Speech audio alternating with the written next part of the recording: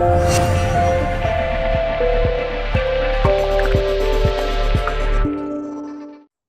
I'm going to show you how to create a new targeted marketing campaign. First thing you want to do is navigate over to the column 1 over here and select Start New Campaign. This will take you to a list of the templates that we have available, as well as the main images. These are broken down by service category that you have inside of your shop management system. Please note that all campaigns that are sent out by Service Intelligence must be associated with a service that may or may not be due for that vehicle. So in this case, I'm going to use the Power Steering Fluid Flush service. By selecting this, I then get the options on the left-hand side, or sorry, the right-hand side here, that shows me what a sample would look like for this campaign. Go ahead and click the Create button, and you'll receive the dialog box that shows us all of the settings that we can set for a new targeted marketing campaign. In this case, at the beginning, it asks us for what filter or what group of customers do we want to send this to. I'm not particularly picky about this, so I'm going to leave this on all vehicles.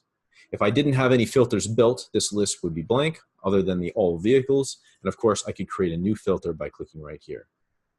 Next comes the contact method. In this case, I'm only sending this via email, but for this purpose, I'm also going to turn on postcards as well, just in case I don't have their email address. Then I've got the name of the campaign. I'm going to leave that as Power Steering Fluid Flush. As well, if I had a call tracking number, I would add that on here, so that way people that receive this campaign would receive a different phone number than the one that's associated with my mechanic shop. The line 1 and line 2 text, as you can see in the background here in the grayed out section, show power steering and your power steering fluid flush is due. I'm going to leave these alone right now, except I'm not a big fan of the all capital, so power steering fluid flush is due. Main branding determines whether or not there's an image on top of the main image here that has a brand like BG Fluids or Pronto or something like that. I'm going to turn that off because I don't want any branding on mine. The expiration of 30 days, good enough for me right now. And then also I have the ability of selecting the main image. In this case, I'm going to go for the finger with a bow on it. Then the line 1 text, line 2 text, coupon offer, and enabled, all of these have to do with the actual coupon that goes onto the bottom of the report.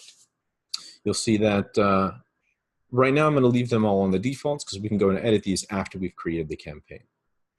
Now, the most important part of this creation process is the campaign type. A scheduled campaign will run on a schedule. I'm going to run this every month. It's going to find everybody who qualifies for the campaign and send them a notice saying that they're currently due for Power Steering Fluid Flush. The alternative type, and something that's new in version 10 of Service Intelligence, is a daily campaign. A daily campaign will run every day to see who is due for their Power Steering Fluid Flush today, which is obviously different than running it every month and saying, well, who's due currently? It's going to say who's due right now. So for the purpose of this example, I'm going to switch to the daily, which allows me to now specify how often and who I'm going to send it to. So the start date, totally fine. I'm going to leave that as today, 3:08 p.m. That's okay too. I want it to run. And then how often it's going to end, either never, after a certain number of sessions, or I can have it run until a certain date. Now the alerts that are created by default right now is set to 7 days before it's actually due and 30 days after it's due. So because this is a daily campaign, it's going to run every day and find someone who is 7 days before they're due for the Power Steering Fluid Flush to let them know.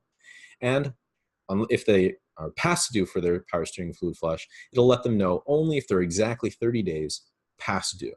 So in this case, I can add additional ones like 10 days before due and 90 days after if they still haven't had that service taken care of. Just like that, we're finished.